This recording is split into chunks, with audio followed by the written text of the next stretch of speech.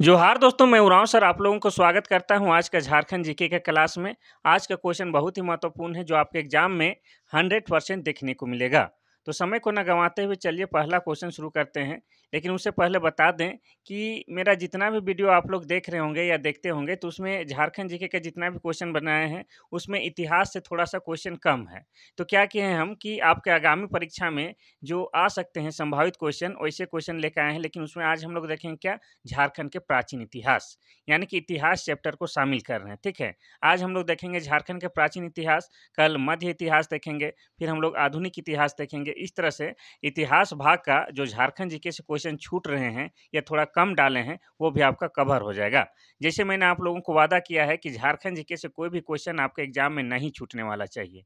ठीक है, जितना भी क्वेश्चन पूछे सब के सब 100% सबको सही करके आना है। ठीक है, और विशेषकर आप लोग मेरे साथ क्लास कर रहे हैं तो बिल्कुल भी छूटना नहीं चाहिए।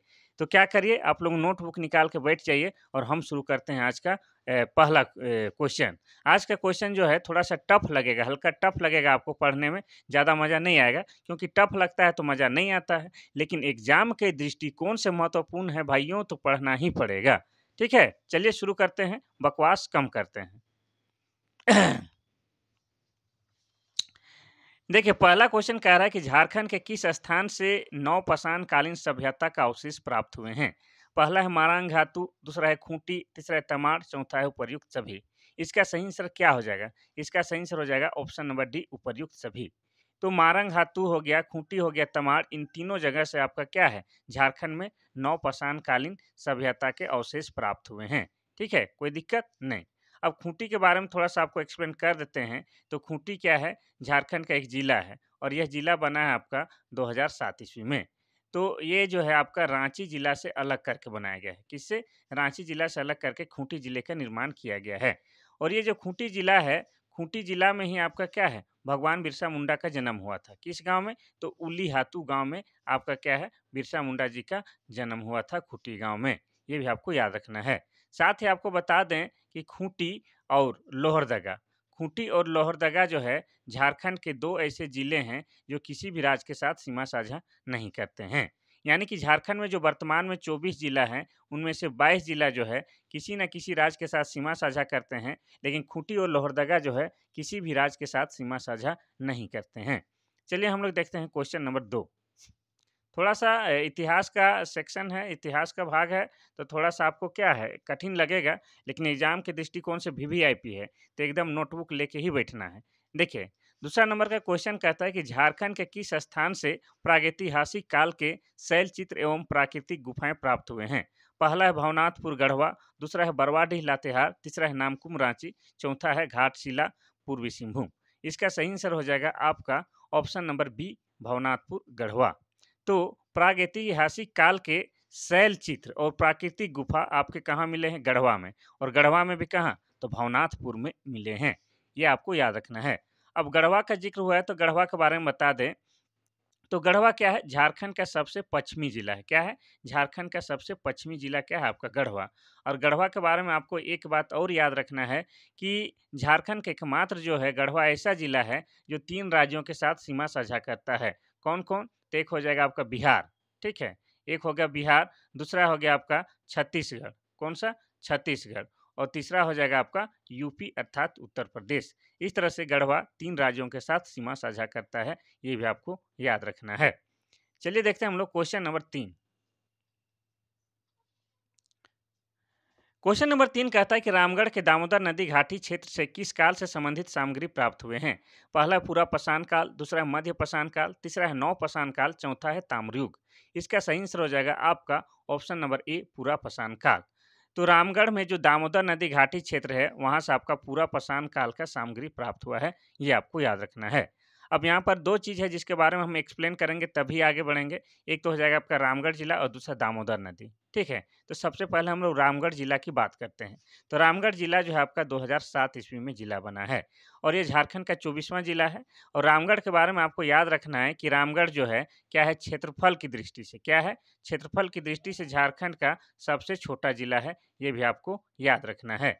और रामगढ़ के बारे में आपको बताते हैं कि रामगढ़ राज्य की स्थापना की बात अगर होगा तो रामगढ़ राज्य की स्थापना 1367 ईस्वी में राजा बागदेव सिंह के द्वारा किया गया है। ये भी आपको याद रखना है। किसके द्वारा? राजा बागदेव सिंह के द्वारा किया गया है। अब हम लोग करेंगे दामोदर नदी की बात। किसकी? दामोदर नदी की बात कर लेते हैं। कहाँ चला गया? रुक जाइए। चला गया, खोज के निकालेंगे लेकिन जवाब देंगे, ठीक है। दामोदर नदी, दामोदर नदी का उद्गम स्थल कहाँ है? तो टोरी है। और टोरी कहाँ पर है? तो टोरी जो है आपका लातेहार जिला में है, ठीक है। और दामोदर को क्या कहा जाता है? देव नदी भी कहा जाता है। और दामोदर झारखंड की किस प्रकार की नदी है? झारखंड की सबसे प्रदूषित नदी आपकी क्या है? दामोदर है। और झारखंड की सबसे लंबी नदी भी क्या है? आपका दामोदर है। और दामोदर को ही क्या कहा जाता है? बंगाल का शोक कहा जाता है। क्या कहा जाता है? बंगाल का शोक कहा जाता है। ऐसा क्यों कहा जाता है? क्योंकि इसमें जो है अत्यधिक बाढ़ आता है, जिसके कारण जान माल की काफ़ी क्षति होती है। ये भी आपको याद रखना है। नेक्स्ट क्वेश्चन देखेंगे हम लोग, क्वेश्चन नंबर 4। क्वेश्चन नंबर 4 कहता है कि हजारीबाग स्थित पुरातात्विक स्थल इसको के संबंध में कौन सा कथन सत्य है? सबसे पहले इस सवाल का ऑप्शन बताने से पहले बता दें कि हजारीबाग में एक पुरातात्विक स्थल है जिसका नाम है इसको, ठीक है। कहीं कहीं इसको इस तरह से भी लिखा मिलेगा, इसको। उसके बारे में कौन सा कथन सत्य है, उसको पहचानना है। देखिए, पहला कहता है आदि मानव निर्मित शैल चित्र मिले हैं, कहाँ? इसको में। दूसरा है चित्र दीर्घा मिले हैं। तीसरा है भूल भुलैया जैसी आकृति मिले हैं। चौथा उपर्युक्त सभी सही है। इसका सही आंसर हो जाएगा आपका ऑप्शन नंबर डी, उपर्युक्त सभी सही है। ये सभी बात जो है हजारीबाग के इसको के बारे में सही है। अब बात करेंगे हम लोग हजारीबाग जिला की, ठीक है। तो हजारीबाग जिला जो है, जिसे हजार बागों का शहर भी कहते हैं, ये 1833 ईस्वी में जिला बना है। इसमें एक पद्मा नाम का किला है। क्या है? पद्मा नाम का किला है, जहाँ पर वर्तमान समय में सैनिक प्रशिक्षण दिया जाता है। और हजारीबाग में ही आपका क्या है? सबसे ज़्यादा गर्म लगने वाला जलकुंड, जिसका नाम क्या है? सूर्य जलकुंड है। क्या नाम है? सूर्य जलकुंड। यहाँ का तापमान कितना है? तो यहाँ का तापमान 88 डिग्री सेल्सियस है। और ऐसा माना जाता है कि इस जलकुंड में अगर आप नहाते हैं तो क्या है, आपका त्वचा संबंधी सारा जो है समस्या दूर हो जाता है। और इस हजारीबाग में ही क्या है आपका? हजारीबाग में क्या है आपका? बिरहोर जनजाति का सबसे अधिक झारखंड में निवास स्थल है। कहाँ? हजारीबाग में। और बिरहोर जनजाति जो है क्या है? एक आदिम जनजाति है। झारखंड में टोटल जो 8 आदिम जनजाति पाया जाता है, उन्हीं में से एक क्या है आपका? बिरहोर जनजाति है। बिरहोर आदिम जनजाति है। Question number 5। क्वेश्चन नंबर 5 कहता है कि पलामू की चौपाली पहाड़, धजवा पहाड़, ढेंका पहाड़, झरी पहाड़ से जो पुरातात्विक सामग्री प्राप्त हुए हैं वह किस युग के हैं? पहला है पूरा पाषाण काल, दूसरा है मध्य पाषाण काल, तीसरा है नव पाषाण काल, चौथा इनमें से कोई नहीं।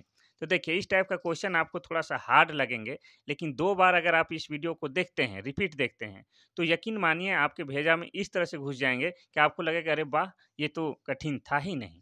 आप यकीन नहीं तो 2-3 बार ये वीडियो को देख लीजिएगा, आपको ये कठिन सवाल भी ईज़ी लगने लगेगा। देखिए, इसका सही आंसर हो जाएगा आपका ऑप्शन नंबर ए, पूरा पाषाण काल।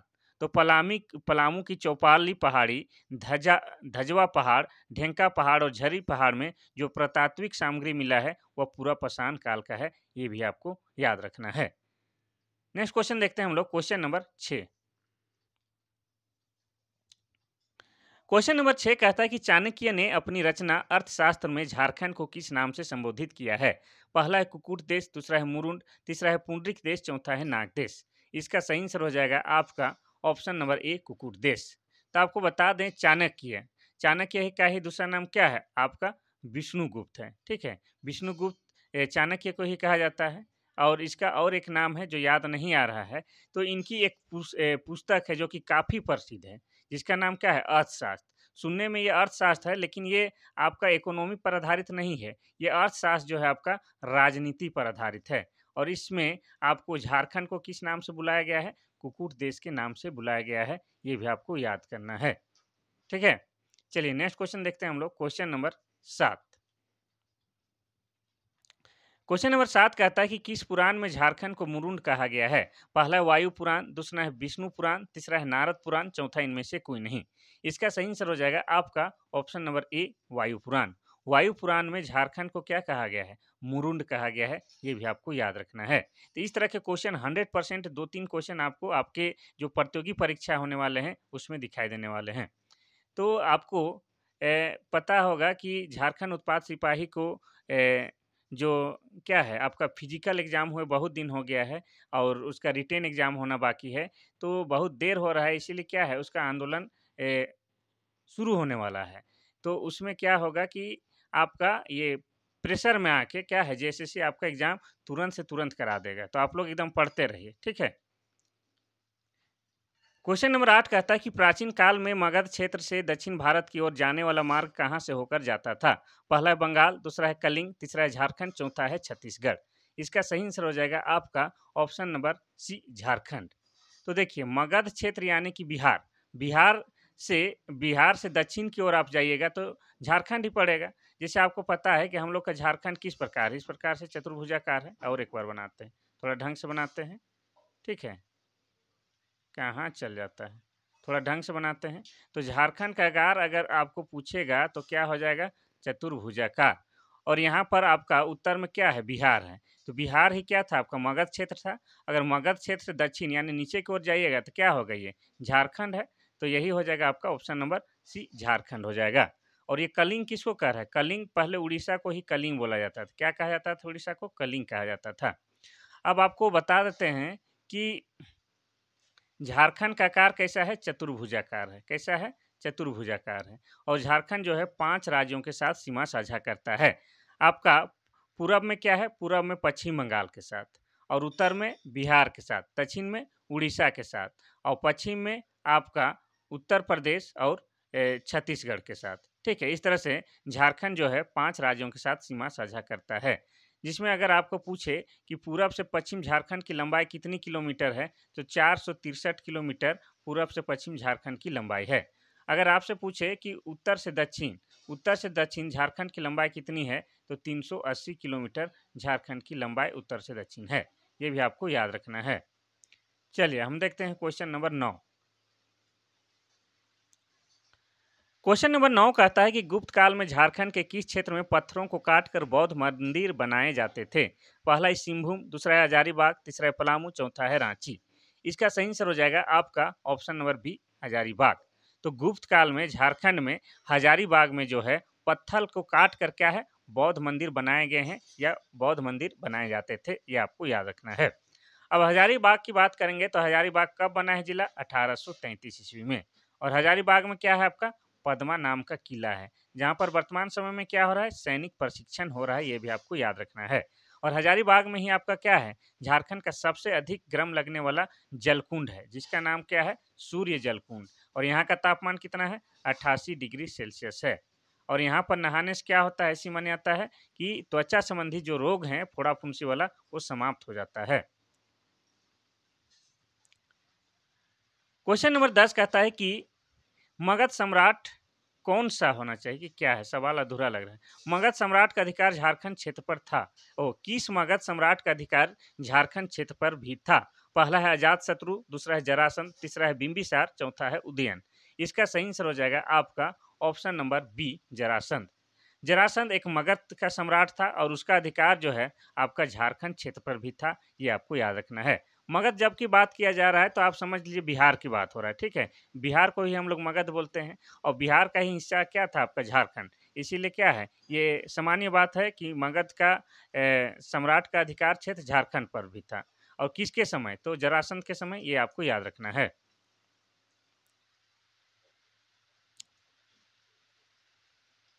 क्वेश्चन नंबर 11 कहता है कि समुद्रगुप्त के शासनकाल में झारखंड का उल्लेख किस नाम से हुआ है? पहला है कीकट, दूसरा है आटविक, तीसरा है मुरंड, चौथा है कुकुट। इसका सही आंसर हो जाएगा आपका ऑप्शन नंबर सी मुरंड। तो मुरुंड और किस जगह किस किस पुराण में हुआ है झारखंड के लिए, झारखंड के बदले में? यानी कि कहने में गड़बड़ा रहे हैं क्या? देखिए और मुरुंड कहाँ पर बोला गया है झारखंड को? तो वायु पुराण है उसमें भी झारखंड को क्या कहा गया है? मुरुंड कहा गया है। ठीक है? और आपका समुद्रगुप्त के शासन काल में भी झारखंड को मुरुंड ही कहा जाता है, ये आपको याद रखना है। चलिए कोई बात नहीं, कभी-कभी बोलने से हो जाता है, कंटिन्यू बोलने से।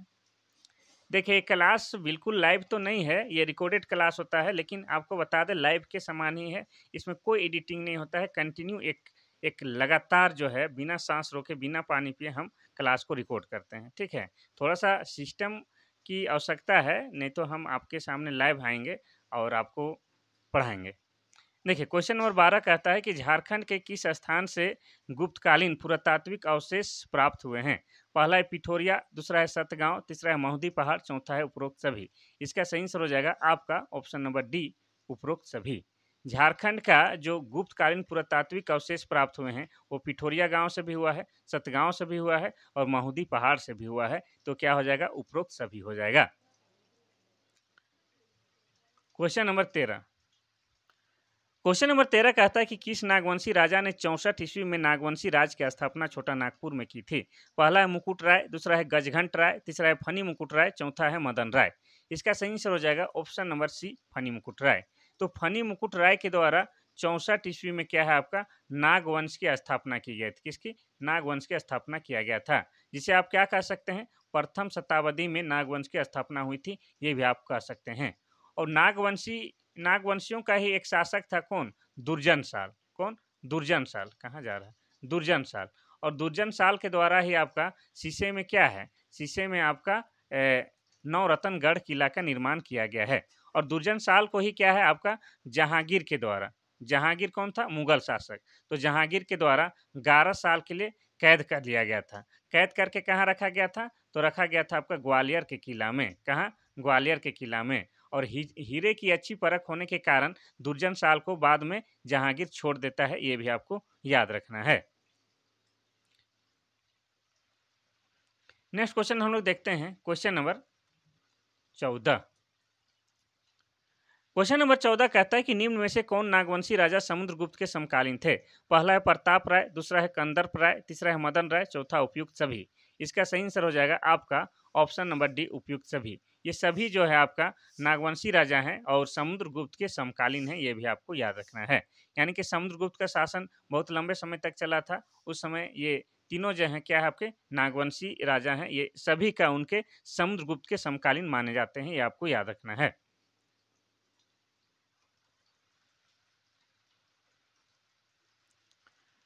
क्वेश्चन नंबर 15 कहता है कि किस मगध सम्राट के समय चीनी बौद्ध तीर्थयात्री फाहियान झारखंड के बौद्ध स्थलों का भ्रमण किया था। पहला है चंद्रगुप्त प्रथम, दूसरा है चंद्रगुप्त द्वितीय, तीसरा है चंद्रगुप्त मौर्य, चौथा है उपगुप्त। इसका सही आंसर हो जाएगा ऑप्शन नंबर बी, चंद्रगुप्त द्वितीय। तो चंद्रगुप्त द्वितीय के समय में क्या है आपका चीनी का एक, यानी कि चीन का एक बौद्ध तीर्थयात्री था फाहियान। वो क्या किया था, झारखंड के बौद्ध स्थल पर भ्रमण किया था। ठीक है, यानी कि मगध में सम्राट उस समय कौन था, तो चंद्रगुप्त द्वितीय था। वही समय एक चीनी यात्री था जिसका नाम था फाहियान, वो झारखंड के क्षेत्र में आया था और वो कहाँ कहाँ घूम रहा था, जहाँ पर बौद्ध स्थल था वहाँ वहाँ घूम रहा था, ये कहना चाह रहा है। आपको क्वेश्चन ये भी पूछ सकता है कि चंद्रगुप्त द्वितीय के समय में कौन सा चीनी यात्री आया था, तो हो जाएगा आपका फाहियान। क्वेश्चन नंबर 16 कहता है कि चीनी बौद्ध तीर्थयात्री ह्वेनसांग ने अपनी यात्रा वृत्तांत में झारखंड के किस क्षेत्र की चर्चा की है। पहला है राजमहल, दूसरा है धनबाद, तीसरा है रांची, चौथा है बोकारो। इसका सही आंसर हो जाएगा आपका ऑप्शन नंबर ए, राजमहल। तो ह्वेनसांग जो है, ये ह्वेनसांग किसके कार्यकाल में आया था, ये आपको बताना होगा। तो ह्वेनसांग जो है आपका हर्षवर्धन के काल में आया था। किसका, हर्षवर्धन के काल में आया था। और फाहियान किसके काल में आया था, तो समुद्रगुप्त द्वितीय के काल में आया था, ये आपको याद रखना है। तो ह्वेनसांग जो है हर्षवर्धन के काल में आपका भारत आया था। ठीक है, और भारत में भी कहाँ, झारखंड में आपका किस क्षेत्र में घूम रहा था वो, तो राजमहल के क्षेत्र में घूम रहा था। और ये राजमहल का जो क्षेत्र है, ये राजमहल का क्षेत्र झारखंड के साहेबगंज जिला के अंतर्गत आता है। कहाँ, झारखंड के साहेबगंज जिला के अंतर्गत आता है। और ये साहेबगंज जिला कब बना है, 1983 ईस्वी में जिला बना है। और साहेबगंज झारखंड का एकमात्र ऐसा जिला है जहाँ से आपका गंगा नदी बहता है, ये भी आपको याद रखना है। और इस राजमहल के क्षेत्र में क्या है आपका काली मिट्टी पाई जाती है। कैसे, काली मिट्टी पाई जाती है। और काली मिट्टी कपास के खेती के लिए बेहतरीन माना जाता है। ठीक है, और इस राजमहल के क्षेत्र को क्या कहा गया है झारखंड के इतिहास में, झारखंड के इतिहास में कांकजोल भी कहा गया है, ये आपको याद रखना है। क्या कहा गया है, कांकजोल। क्वेश्चन नंबर 17, क्वेश्चन नंबर 17 कहता है कि पारसनाथ, पारसनाथ पहाड़ का नामकरण जैन धर्म के किस तीर्थंकर के नाम पर किया गया था। पहला है नेमिनाथ, दूसरा है अरिष्टी नेमी, तीसरा है पार्श्वनाथ, चौथा इनमें से कोई नहीं। इसका सही आंसर हो जाएगा ऑप्शन नंबर सी, पार्श्वनाथ।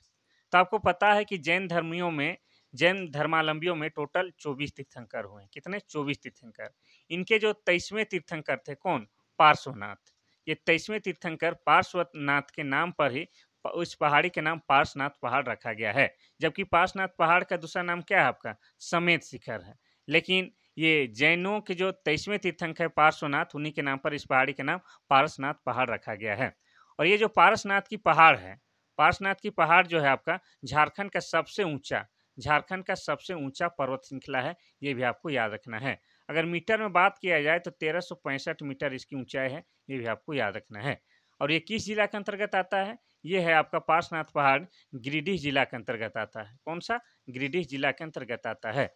और गिरिडीह जिला बना है कब? ये बना है आपका 4 दिसंबर। कब? 4 दिसंबर 1972 ईस्वी को जिला बना है। ये भी आपको याद रखना है। तो इसका सही answer option number C Parshvanath. Question number 18 देखेंगे। क्वेश्चन नंबर 18 कहता है कि जैन धर्म के किस तीर्थंकर को झारखंड निवासी होने की मान्यता है? पहला है चंद्रप्रभा, दूसरा है सुविधि, तीसरा है शीतलनाथ, चौथा इनमें से कोई नहीं। इसका सही आंसर हो जाएगा आपका ऑप्शन नंबर सी शीतलनाथ।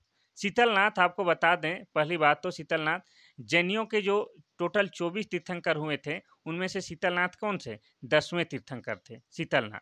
और इनको झारखंड का होने का बात बोला जाता है कि ये झारखंड के थे। और झारखंड के भी कहाँ? तो झारखंड के चतरा के थे। और चतरा में भी कहाँ? तो चतरा के इटखोरी के रहने वाले थे। ये आपको याद रखना है। अब बात आता है चतरा की, तो चतरा क्या है? झारखंड। इसको क्या कहा जाता है? चतरा को छोटा नागपुर का प्रवेश द्वार कहा जाता है। और चतरा जो है आपका झारखंड का सबसे छोटा संसदीय क्षेत्र है। क्या है? झारखंड का सबसे छोटा संसदीय क्षेत्र है। इसका हो जाएगा सी 10वें नंबर का तीर्थंकर। क्वेश्चन नंबर 19 कहता है कि पारसनाथ की पहाड़ी पर निर्वाण प्राप्त करने वाले अंतिम जैन तीर्थंकर कौन थे? पहला है महावीर, दूसरा है अरिष्टिनेमी, तीसरा है पार्श्वनाथ, चौथा है कुंथुनाथ। इसका सही आंसर हो जाएगा आपका ऑप्शन नंबर सी पार्श्वनाथ। तो पार्श्वनाथ की पहाड़ी जिसका दूसरा नाम क्या है? समेत शिखर। ठीक है, इस समेत शिखर में जैन धर्मावलंबियों के जो टोटल 24 तीर्थंकर हुए हैं उनमें से 20 तीर्थंकरों का क्या है? निर्वाण प्राप्त हुआ है।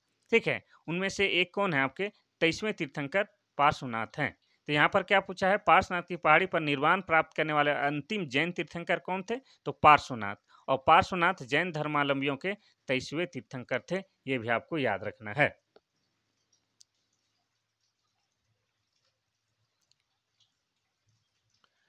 क्वेश्चन नंबर 20 कहता है कि छात्र नहीं होना चाहिए, छात्र की जगह में चतरा कर लीजिएगा।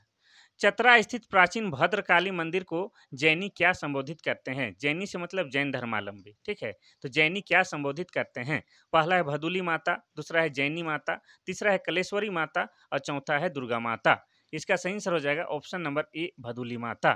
तो आपको बता दें कि चतरा में, हमारा जो चतरा जिला है उसमें क्या है? भद्रकाली माता का मंदिर है। ठीक है, इसको जैन धर्मावलंबियों क्या कहता है? भदुली माता कहता है। क्या कहता है? भदुली माता कहता है। ये भी आपको याद रखना है। अब देखते हैं हम लोग क्वेश्चन नंबर 21। क्वेश्चन नंबर 21 कहता है कि चतरा जिला स्थित कोलेश्वरी मंदिर के निकट पहाड़ पर एक दूसरे से जुड़ी 7 गुफाएं हैं। इसे क्या कहते हैं? पहला है सप्त ऋषि गुफा, दूसरा है कोलेश्वरी गुफा, तीसरा है भद्र गुफा, चौथा है जैन गुफा। देखिए ये सब इंटरेस्टिंग क्वेश्चन है और इस तरह के क्वेश्चन आपके एग्जाम में पूछे जाएंगे। थोड़ा हार्ड लगेगा लेकिन कंपलसरी है, इसको आपको ध्यान से पढ़ना है। इसका सही आंसर हो जाएगा ऑप्शन नंबर ए सप्तऋषि गुफा। ठीक है, तो चतरा जिला में कोलेश्वरी मंदिर ही आपको पता है, उसी के निकट पहाड़ में एक दूसरे से एकदम ज्वाइंट है गुफा, एक दूसरे से अंदर अंदर 7 गुफाएं हैं। इस गुफा को क्या कहते हैं? सप्तऋषि गुफा कहते हैं। ये आपको याद रखना है। यहाँ पर चतरा जिला की बात आया है तो चतरा जिला को क्या कहा जाता है? छोटा नागपुर का प्रवेश द्वार। क्या कहा जाता है? छोटा नागपुर का प्रवेश द्वार कहा जाता है। और आपको बता दें कि चतरा क्या है? तो चतरा जो है झारखंड का सबसे छोटा संसदीय क्षेत्र है, सबसे छोटा वाला संसदीय क्षेत्र है। और झारखंड से कितने सांसद चुन के दिल्ली जाते हैं? तो 20 सांसद चुन के जो है आपका दिल्ली जाते हैं। इसमें से आपका लोकसभा संसद कितना है झारखंड से? तो लोकसभा के लिए 16 है। हाँ 16 है। और आपका 16 नहीं 14, मिस्टेक हो जाता है, 14 है। लोकसभा से 14 है और राज्यसभा से कितने संसदीय चुन के जाते हैं, 6। इस प्रकार से 6 और 14 20 संसद चुन के लिए जाते हैं। इसका सही आंसर ये हो जाएगा।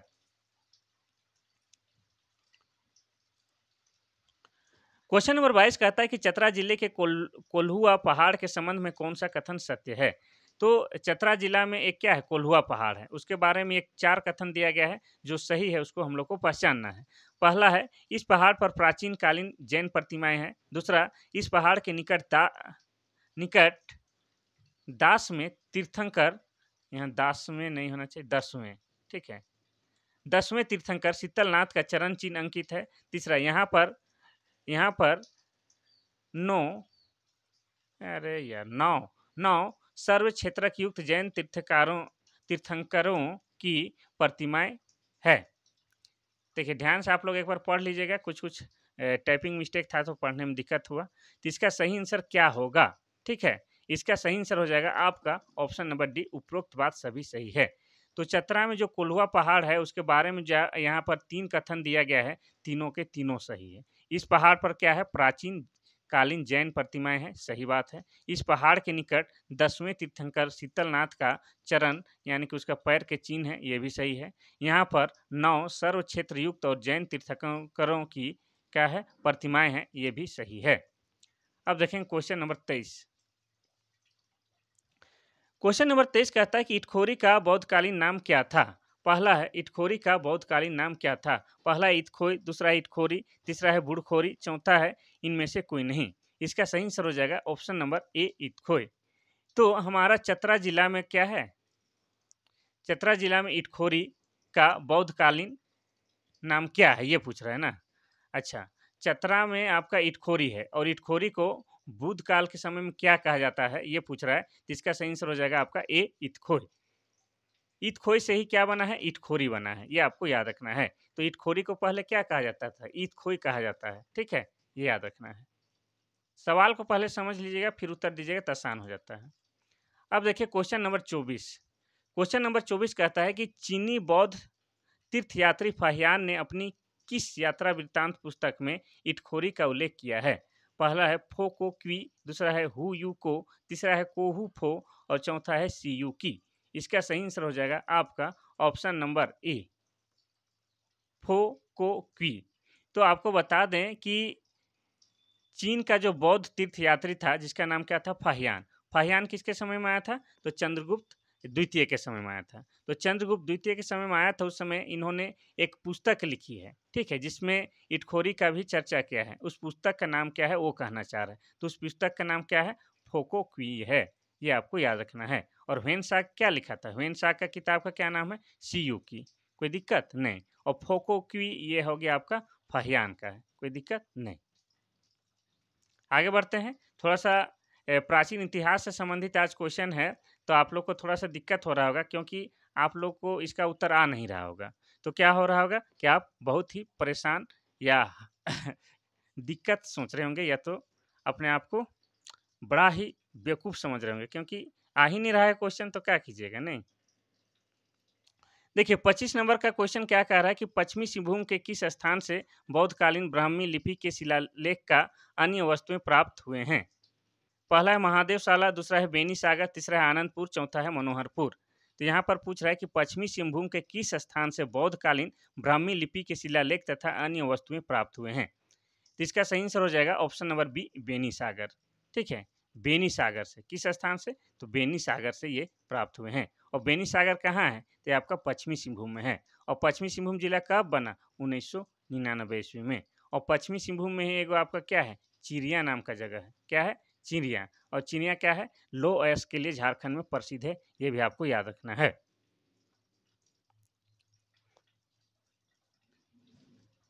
चलिए क्वेश्चन नंबर 26 कहता है कि खूंटी जिले के किस स्थान से बौद्धकालीन टीला प्राप्त हुआ है। पहला अंगनावाड़ी, दूसरा है कर्रा, तीसरा है बेलवा दाग, चौथा है तोरपा। इसका सही आंसर हो जाएगा क्या, ऑप्शन नंबर सी, बेलवा दाग, ठीक है। बेलवा दाग के जो कि आपका खूंटी जिला में है, वहाँ से क्या मिला है, बौद्धकालीन टीला मिला है। टीला मतलब एक क्या बोलते हैं, कुछ उसका मीनार टाइप का या कुछ उसका अवशेष, कुछ जो भवन उवन बनल था होगा उसका अवशेष मिला है। कहाँ पर? आपका बेलवा दाग में। और बेलवा दाग कहाँ है? तो आपका खूंटी जिला में है। तो खूंटी जिला के बारे में थोड़ा सा चर्चा कर लेते हैं। आ ही गया तो खूंटी जिला जो है आपका 2007 ईस्वी में बना है। कब? 2007 ईस्वी में। और खूंटी जिला किससे अलग करके बनाया गया है? रांची जिला से अलग करके बनाया गया है। और खूंटी और लोहरदगा झारखंड के 2 ऐसे जिले हैं जो किसी भी राज्य के साथ क्या है? किसी भी राज्य के साथ सीमा साझा नहीं करते हैं। ठीक है? और खूंटी किसका जन्म स्थली है? तो ये जयपाल सिंह मुंडा सिंह का भी जन्म स्थल जिला कहाँ है? खूंटी है। और हमारे जो बिरसा मुंडा है उनका भी जन्म स्थल कहाँ है? खूंटी ही है। नेक्स्ट क्वेश्चन देखते हैं हम लोग, क्वेश्चन नंबर 27। क्वेश्चन नंबर 27 कहता है कि झारखंड के दियापुर दालमी नामक स्थान से बौद्ध कालीन अवशेष प्राप्त हुए हैं। यह स्थान किस जिले में है? पहला है पलामू, दूसरा है हजारीबाग, तीसरा है धनबाद, चौथा है चतरा जिला। इसका सही आंसर हो जाएगा आपका ऑप्शन नंबर सी, धनबाद। ठीक है? तो दियापुर दालमी नामक स्थान कहाँ पर है? धनबाद में है। और यहाँ से क्या मिला है? बौद्ध कालीन अवशेष प्राप्त हुए हैं। कोई दिक्कत नहीं। धनबाद के बारे में थोड़ा सा बात कर लेंगे। धनबाद 1956 ईस्वी में जिला बना है। और धनबाद को क्या कहा जाता है? कोयला नगरी कहा जाता है, या इसे भारत का कोयला की राजधानी भी कहा जाता है। और धनबाद में ही आपका क्या है? धनबाद में आपका क्या है? एक वासेपुर नाम का शहर है। और वासेपुर शहर पर ही आधारित बॉलीवुड में एक मूवी बना है, गैंग ऑफ वासेपुर। ये भी आपको याद रखना है। तो इसका हो जाएगा ऑप्शन नंबर सी सही, धनबाद। दियापुर दालमी कहाँ है? धनबाद में है।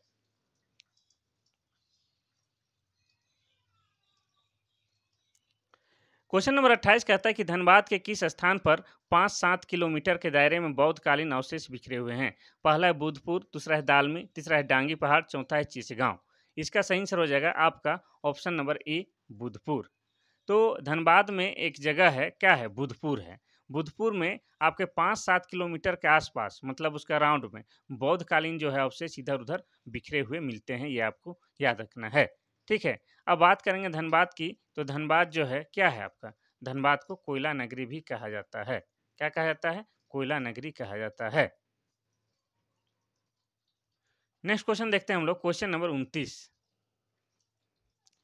क्वेश्चन नंबर 29 कहता है कि गिरिडीह जिले के किस प्रखंड में बौद्धकालीन झारखंड धाम स्थित है? पहला है डुमरी, दूसरा है बिरनी, तीसरा है राजधनवार, चौथा है गंवा प्रखंड। इसका सही आंसर हो जाएगा ऑप्शन नंबर सी, राजधनवार। तो गिरिडीह में ही आपका क्या है? राजधनवार नामक जगह है। और वहां पर क्या है? आपका बौद्धकालीन झारखंड धाम स्थित है। ये आपको याद रखना है। राजधनवार किसका विधानसभा क्षेत्र है? तो हमारे बाबूलाल मरांडी का क्या है? बाबूलाल मरांडी का विधानसभा क्षेत्र क्या है? धनवार है। और ये कहाँ है? गिरिडीह जिला के अंतर्गत आता है। और बाबूलाल मरांडी के बारे में बता दें तो बाबूलाल मरांडी क्या है? बीजेपी के नेता हैं। किसके? बीजेपी के, यानी कि भारतीय जनता पार्टी के। और बाबूलाल मरांडी झारखंड के प्रथम मुख्यमंत्री हैं। और इनका कार्यकाल कब से कब तक था? तो बाबूलाल मरांडी का कार्यकाल हमारा 15 नवंबर 2000 ईस्वी से लेके 2003 ईस्वी तक इनका कार्यकाल था। ये भी आपको याद रखना है। ठीक है? बाबूलाल मरांडी बीच में क्या है? झारखंड विकास मोर्चा, झारखंड विकास मोर्चा की स्थापना की थी। लेकिन बाद में इनकी जो राजनीतिक पार्टी है आपका भाजपा में विलय हो गई। और वर्तमान में ये भाजपा के नेता हैं। और भाजपा में भी प्रतिपक्ष के नेता हैं। ये आपको याद रखना है। तो ये आपका राजधनवार है। और गिरिडीह में ही आपका क्या है? एक डुमरी है।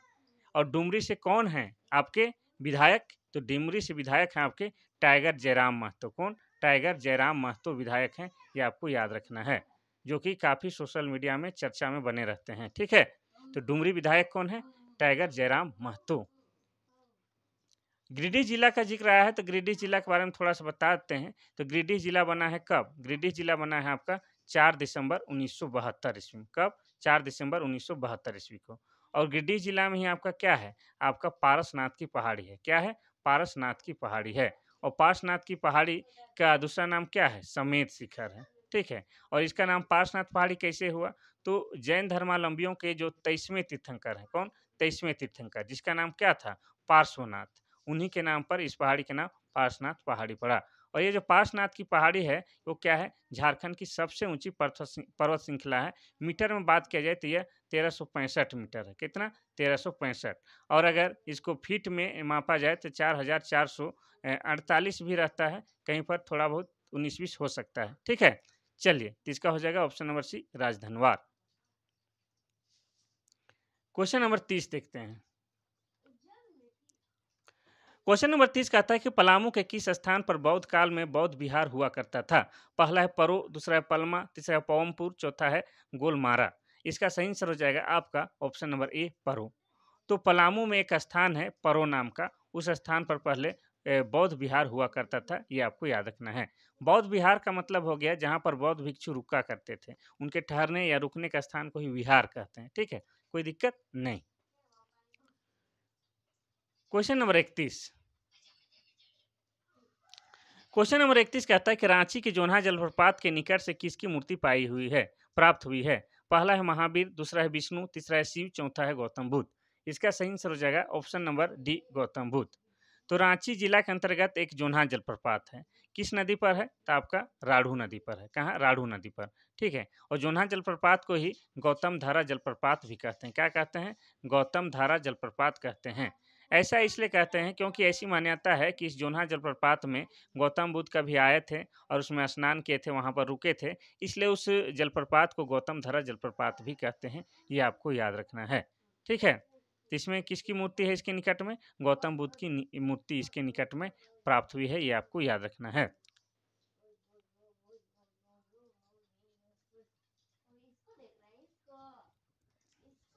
क्वेश्चन नंबर 32 कहता है कि सूर्य कुंड किस जिले में है जहां से बौद्ध कालीन मूर्तियां मिली है?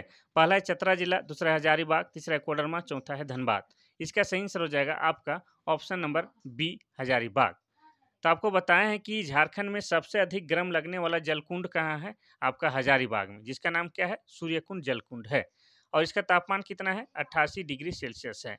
और ऐसी मान्यता है कि इसमें आप स्नान करते हैं तो त्वचा संबंधी सारा रोग दूर दूर हो जाता है।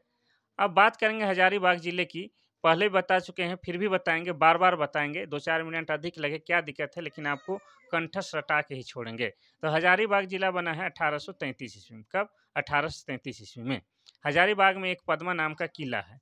ठीक है, क्या है? पद्मा नाम का किला, जहाँ पर वर्तमान समय में क्या होता है? सैनिक प्रशिक्षण होता है। और हजारीबाग में आपका क्या है? ये बिरहोर जनजाति का निवास स्थल सबसे ज़्यादा है। और बिरहोर जनजाति या बिरहोर शब्द का शाब्दिक अर्थ क्या होता है? जंगल का आदमी। क्या होता है? जंगल का आदमी। ठीक है, और बिरहोर जनजाति में एक चित्रकला प्रचलित है जिसका नाम क्या है? कोहबर चित्रकला। क्या है? कोहबर चित्रकला। और कोहबर चित्रकला का अर्थ क्या होता है? कोह मतलब गुफा, बर मतलब दूल्हा, यानी कि गुफा के अंदर विवाहित जोड़ा होता है, इसका अर्थ। ठीक है, जो कि आप हजारीबाग जाइएगा तो बिरहोर जनजाति के घर के दीवारों में ये आपके चित्रकला दिखाई देगी। तो ये हजारीबाग हो गया इसका आंसर। अब चतरा जिला के बारे में बता चुके हैं। चतरा जिला को क्या कहा जाता है? छोटा नागपुर का प्रवेश द्वार, और यह झारखंड का सबसे छोटा संसदीय क्षेत्र है। इतना तो आप याद रख ही सकते हैं। कोडरमा, कोडरमा को क्या कहा जाता है? भारत की अबरख की राजधानी कहा जाता है, क्योंकि कोडरमा में जो है आपका उच्च क्वालिटी का क्या है? उच्च क्वालिटी का अबरख पाया जाता है, जिसको क्या कहते हैं? रूबी कहते हैं। इसीलिए क्या कहा जाता है? कोडरमा को भारत के अबरख की राजधानी कहा जाता है।